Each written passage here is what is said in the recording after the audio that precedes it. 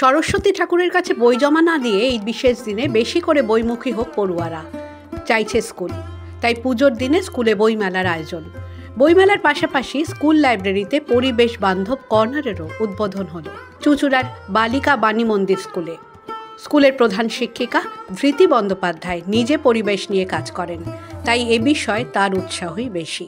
এখন তো বুঝতেই পারছেন বাচ্চারা সব থিম ওরিয়েন্টেড চিন্তা ভাবনা, তো ওরা যখন বিভিন্ন থিমের ভাবনা নিয়ে আমার কাছে যায় আমি ওদের পরামর্শ দিই যে এবারে তোমরা পরিবেশ বান্ধব পুজোটা করো, কারণ ওরা সুন্দর হাতের কাজের জিনিসপত্র তৈরি করে। ওদের এই মানে যে প্রতিভা এটা যাতে আরো বিকশিত হয় ওই জন্যই আমার এই ভাবনাটা ছিল। তো ওরা এক কথায় রাজি হয়ে যায়। আর বইমেলা প্রসঙ্গে বলি, বইমেলাটা আপনারা দেখতেই পাচ্ছেন এখানে লেখা আছে এটা আমাদের ৬ষ্ঠ বছরে পা দিল। তো গত বছরের আগে পর্যন্ত আমরা যে কোনো একটা দিন স্কুলের ভেতরেই এই বইমেলাটা করতাম শুধুমাত্র বাচ্চাদের জন্য।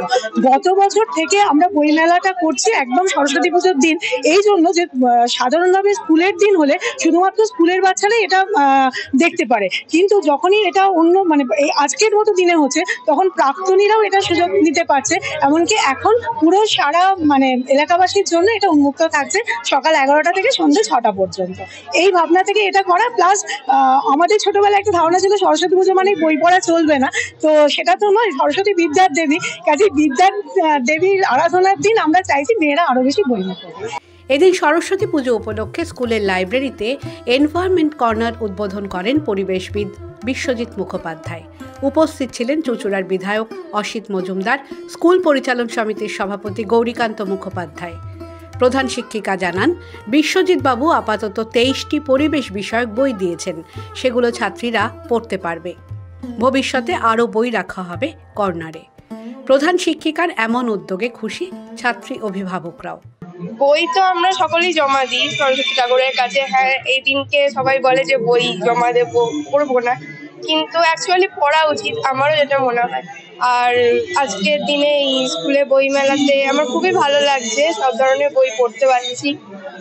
আমার পরিবেশ বিষয়ক যে বইগুলো এগুলো ভালো লাগছে। হ্যাঁ, পরিবেশ বিষয় ভালো লাগছে।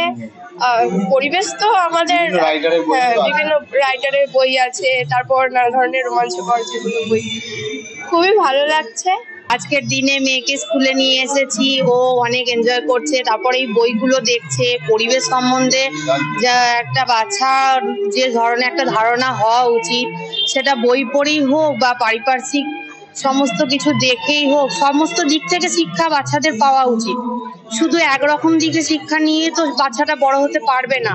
বাচ্চার সমস্ত দিক থেকে একটা পরিপূর্ণ শিক্ষা পেলে তবেই সে পরিপূর্ণ একটা মানুষ হয়ে উঠতে পারবে। সরস্বতীর কাছে বই জমা দিয়ে নয়, বইমেলা থেকে বই কিনে বাড়ি ফিরল তারা। The wall bureau.